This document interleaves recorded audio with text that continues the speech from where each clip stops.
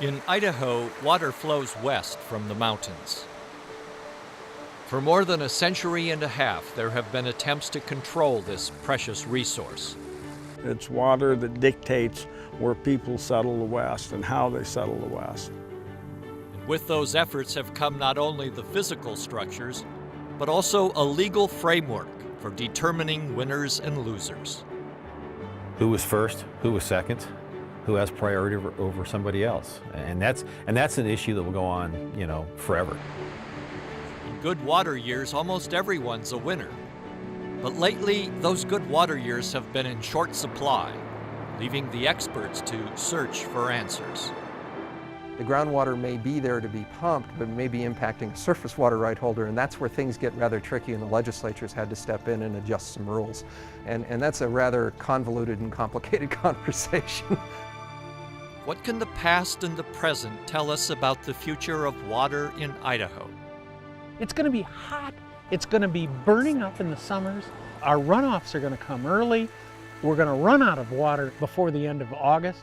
We are going to have a completely new arrangement with the earth. Outdoor Idaho explores the way forward.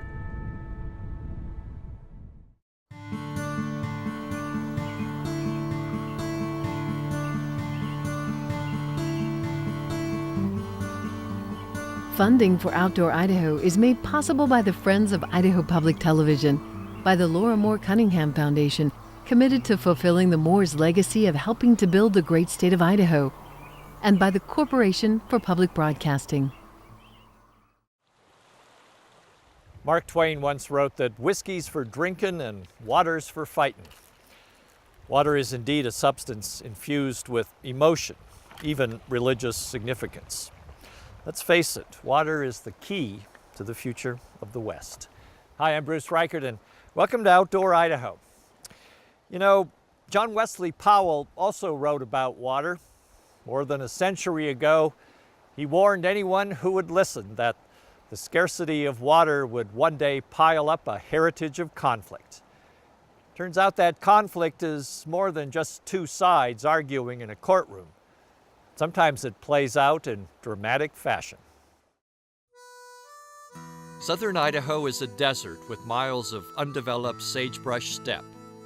It was the promise of free land through the Homestead Act that brought many early settlers out west.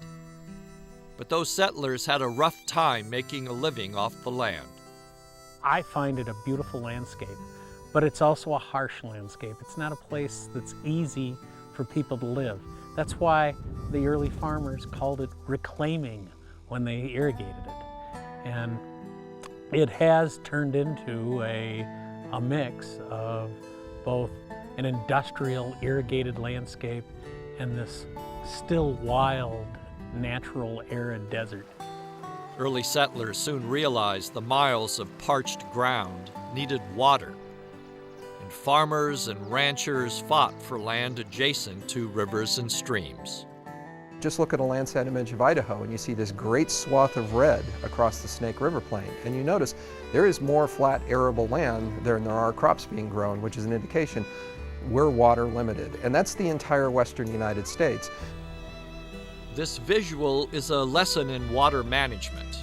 The Idaho desert is only productive for farmers and ranchers if they have access to water.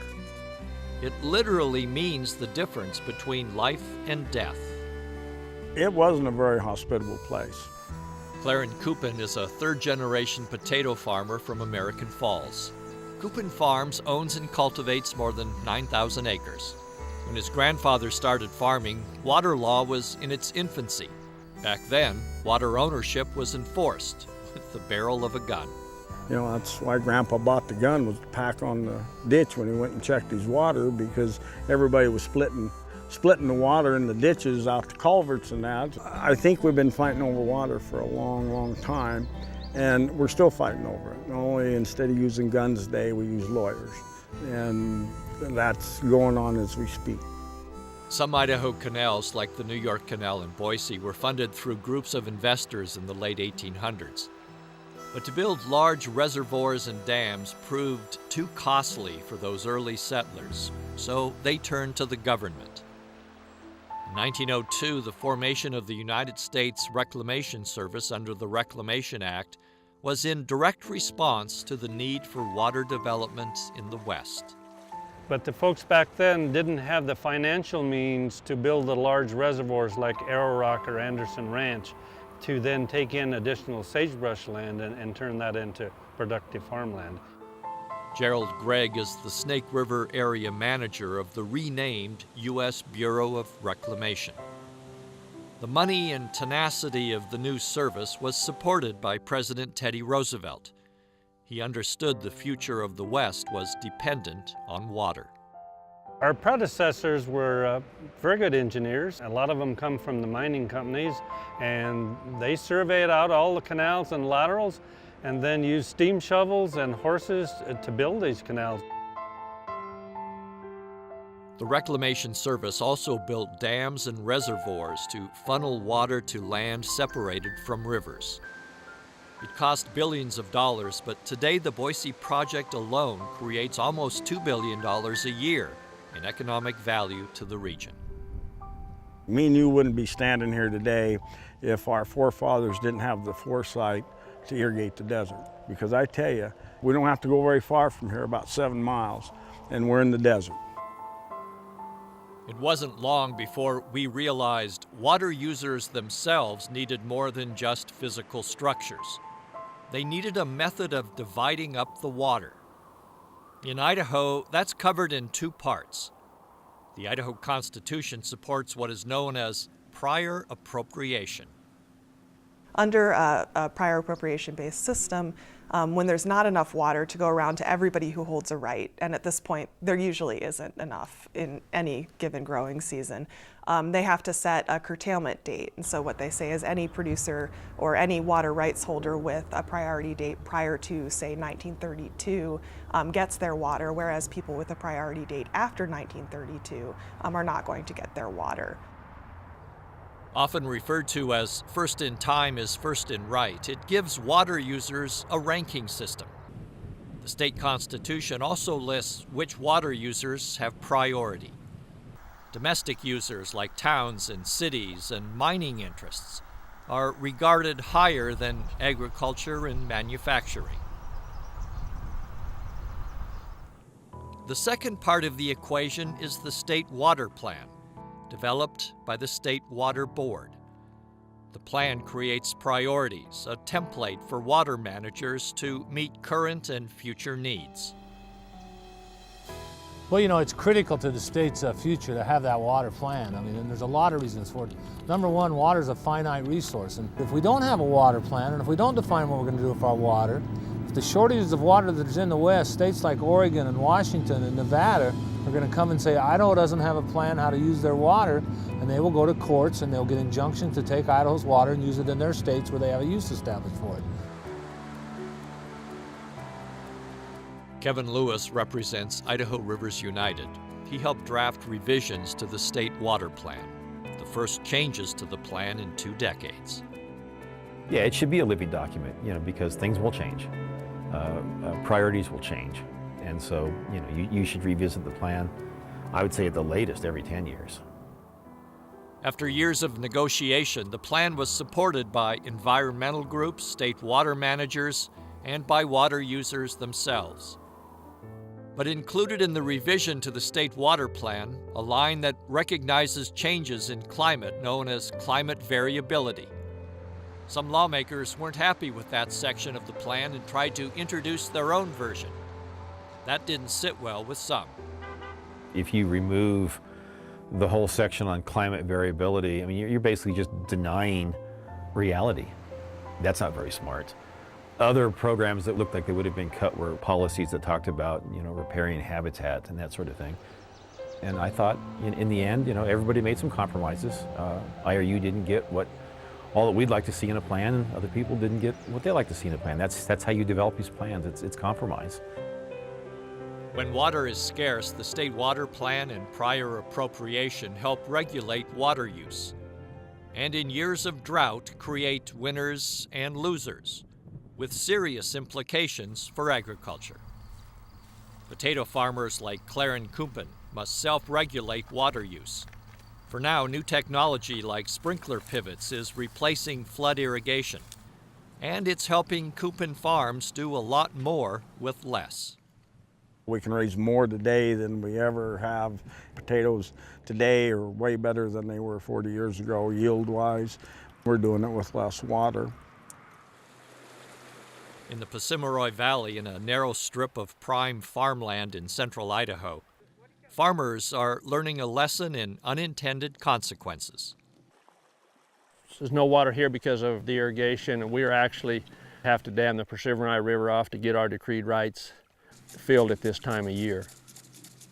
Rancher Ted O'Neill is in the process of converting his fields from flood irrigation to sprinkler pivots in order to reduce his water use.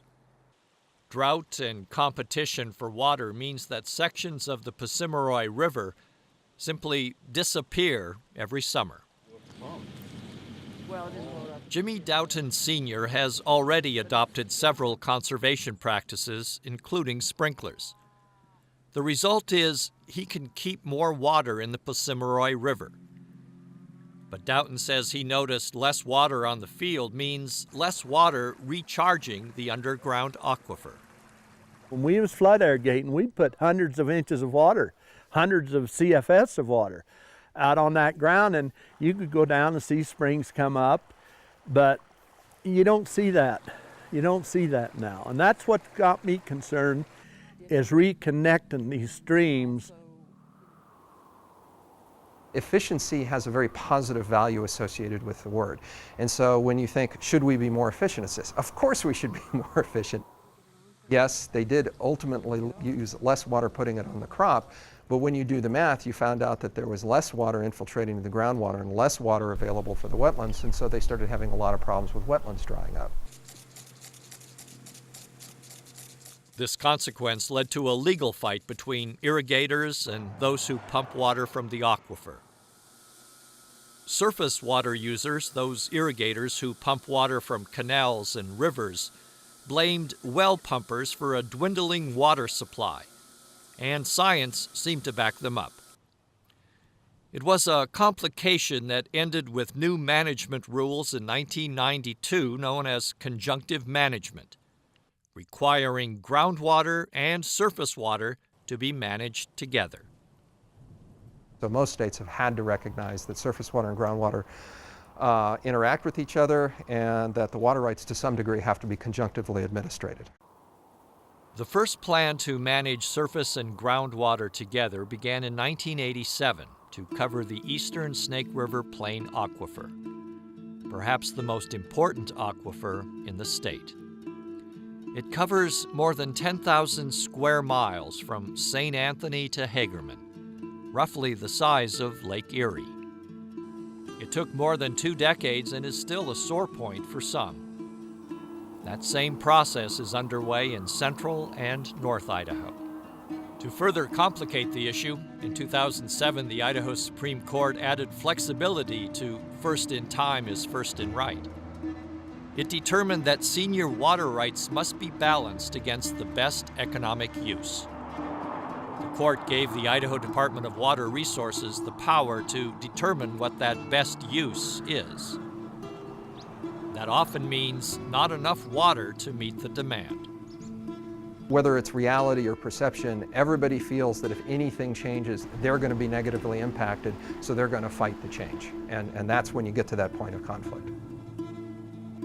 Less snow in the winter means less snowpack to provide fresh water flowing to rivers all summer long. And that means less water to divide up among the many users by August.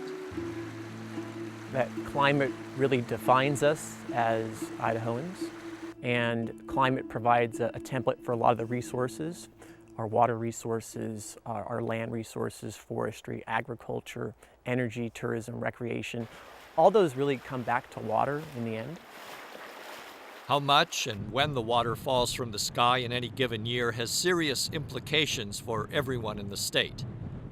Scientists like John Abatsaglu at the University of Idaho is looking at some interesting changes in Idaho's climate. His research models predict a potential 7 to 10 degree temperature increase in populated areas of Idaho by the end of this century. Summer temperatures in McCall be a lot like current summer temperatures are today in Boise. And for Boise, if we consider what summer temperatures might look like in Boise by the end of the 21st century, and we think about where we'd have to go today to find temperatures like that, we would have to go quite some distance, thousands of miles away, outside of the Pacific Northwest. So about 13 feet from the edge? Molly Wood with the U.S. Geological Survey is testing stream flow along the Salmon River near Whitebird, Idaho. The USGS doesn't have any water management duties, but they do provide valuable data about the water flowing downriver. About 5.5 feet where the instrument is right now. Molly and her colleagues use stream gauges to detect trends in runoff, temperature changes, and even the quality of water.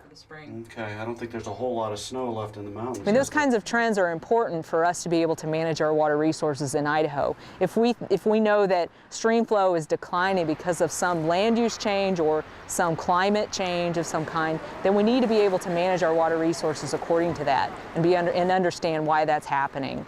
So it's really important that we continue to collect long periods of data. Greg Clark with USGS explains what they have noticed in the past several decades. We can see that since the 60s and 70s that the water is coming off earlier. It's melting in the mountains quicker. Statistically, it's coming off about 3 weeks earlier than it has back in the middle part of the century. This change in runoff means that dozens of state and federal agencies that manage water will have to adapt in order to meet expectations. A job easier said than done. One of those agencies is the Federal Environmental Protection Agency. It enforces the Clean Water Act and also has a hand in regulating the Endangered Species Act.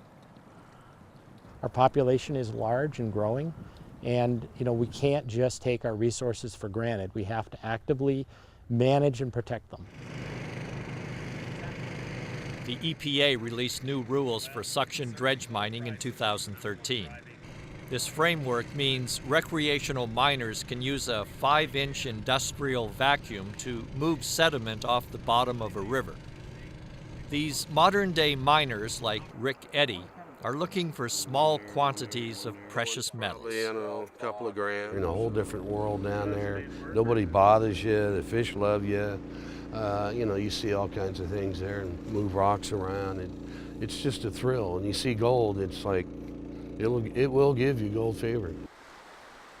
Mining played an important role in the development of the state, but there is concern about what suction dredge mining does to water quality. Even though it came from the bottom of the river, by disrupting the subsurface of the river, it can have negative impacts on aquatic life. And in particular, the concerns are for salmon redds or steelhead redds. Those are essentially the nests that fish use. And so we went through an extensive Endangered Species Act consultation to determine which rivers could remain open and which needed to be closed to this type of activity. Here's a big fish coming down here onto the nest. Just watch carefully. The result is the EPA closed the entire Salmon River to this modern prospecting in 2013 with the introduction of a new permit. Wirtz says his agency determined that the Salmon River should be closed to protect endangered salmon like Chinook and sockeye, but not everyone was happy with the new rules. I think it's fair to say a lot of them don't want to have the government in the business of regulating them or requiring a permit. I mean, even though it's a free permit, it still is something they have to do their activity. The permit does mean that suction dredge mining will continue in certain areas of the state. That's not the case in California and Oregon, where suction dredge mining is banned entirely. The State Department of Environmental Quality, or DEQ, monitors the health of rivers across Idaho.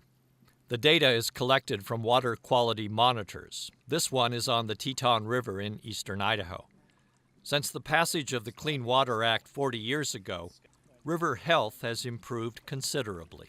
At the end of the day, you'll find that the Clean Water Act, while been bumpy, by and large has been pretty successful for stakeholders and residents, if not sometimes individual producers.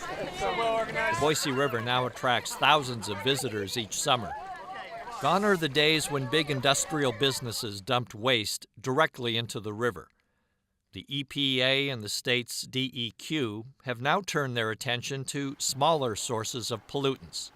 For instance, fertilizer from farms located near rivers can sometimes end up in the water. Managing this type of runoff, known as non-point source pollutants, isn't easy or popular among some in Idaho.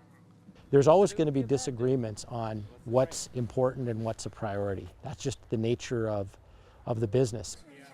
Most states have the ability to develop their own permits under the Clean Water Act. But Idaho finds itself subject to federal oversight. Idaho does not have primacy for the Clean Water Act program. There's only certain parts and pieces that we have. The approval ultimately lies with EPA. That can slow progress and can lead to disagreements. State lawmakers have discussed taking over management, most recently in 2012. But the program that allows a state to develop pollution discharge permits is expensive. The EPA provides the service for free. But if the state takes over the multi-million-dollar program, the cost would have to be carried by the state. And while that challenge is playing out, Idaho faces another concern: more competition for its water. This area is growing fast. They predict by 2025 there'll be 1 million people in the valley. When I came here in '87, there was 200,000 people in the valley. So all of that growth, we're going to need to find water for those folks. The U.S. Bureau of Reclamation changed its mission since its founding in 1902. Today, the agency manages the water behind the dams and water flowing in rivers and canals. The agency will be part of a larger effort to regulate water. And as demand grows, expect even more conflict, as predicted by John Wesley Powell more than 100 years ago. There has to be this mindset of understanding that if I'm coming in new to an area and I'm anticipating to be able to use water, you have to consciously think of who was using this water before. In many ways, every drop of water is spoken for, even the water allowed to flow downriver. State and federal laws demand some water remain in the river to protect threatened and endangered fish species. There are fish accords with American Indian tribes, promises that must be kept to allow the tribal members to fish and to manage their own fish hatcheries, like the Nez Perce salmon and steelhead programs. Water itself has had an almost religious meaning to the tribe. First thing before the salmon, the importance up to the tribe is the water and then the fish. And that's how they live. Then there is the international treaty with Canada that helped prevent flooding in the Columbia River Basin. The 1964 Columbia River Treaty provided dams and flow management in Canada to prevent flooding downriver in Oregon and Washington. The treaty expires in 2024, and it's unknown if it will be replaced with a new treaty that also addresses new concerns, like endangered fish. But while there is concern for what the future holds, there is evidence that Idaho will be better off than other western states, in case there is significantly reduced rain and snow in the future. We are nowhere near as short of water as the Southwest.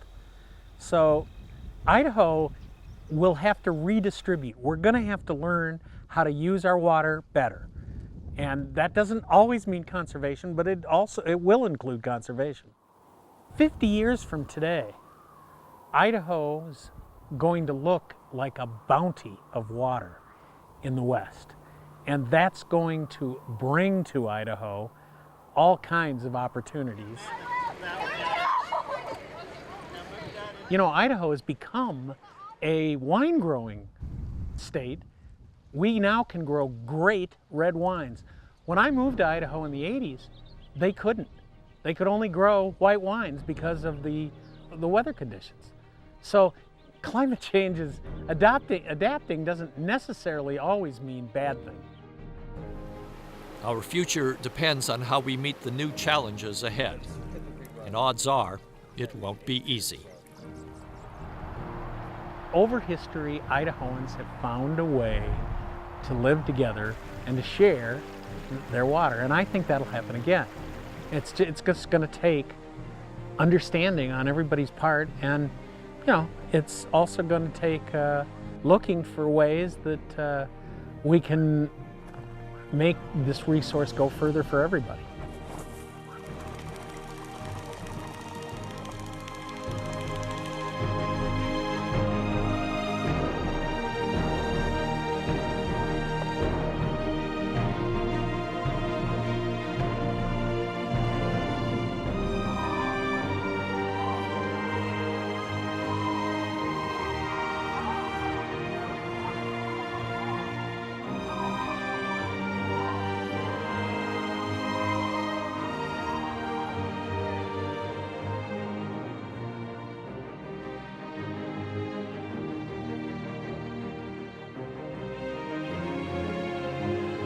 Funding for Outdoor Idaho is made possible by the Friends of Idaho Public Television, by the Laura Moore Cunningham Foundation, committed to fulfilling the Moore's legacy of helping to build the great state of Idaho, and by the Corporation for Public Broadcasting. All Outdoor Idaho programs are available for purchase, including hour-long specials. To find more information about these shows, visit us at idahoptv.org.